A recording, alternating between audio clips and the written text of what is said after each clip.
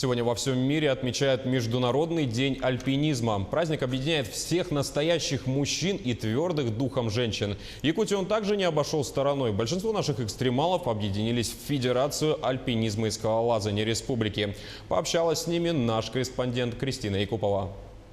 Любовь Анны Высоцкой к высоте появилась в студенческие годы 10 лет назад. Первые вершины покорила спустя 3 года тренировок. В копилке у Анны Кадарские, Киргизские и Горно-Алтайские горы. Имеет спортивный разряд по скалолазанию и альпинизму. В первую очередь это отдых, это эмоциональный отдых. Физическая нагрузка там очень большая, большие заброски, груз, все ты несешь на себе, весь бивак, все снаряжение. А так, это ради вот этого ощущения, когда ты поднимаешься, высоты. Ну, это просто кайф, адреналин.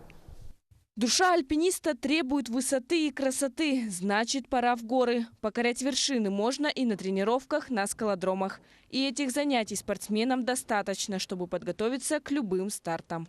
На спортсмена надевается специальное спортивное снаряжение. Оно цепляется на карабин, к которому крепится веревка. Как правило, веревка выдерживает до 5 тонн груза.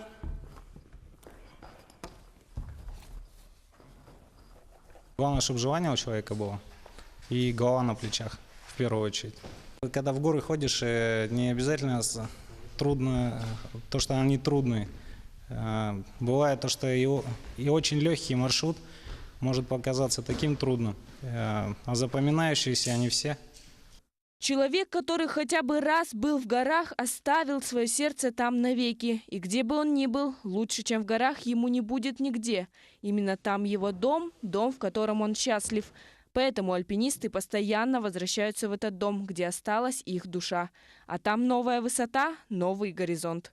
Кристина Якупова, Илья Сыромятников, Якутск.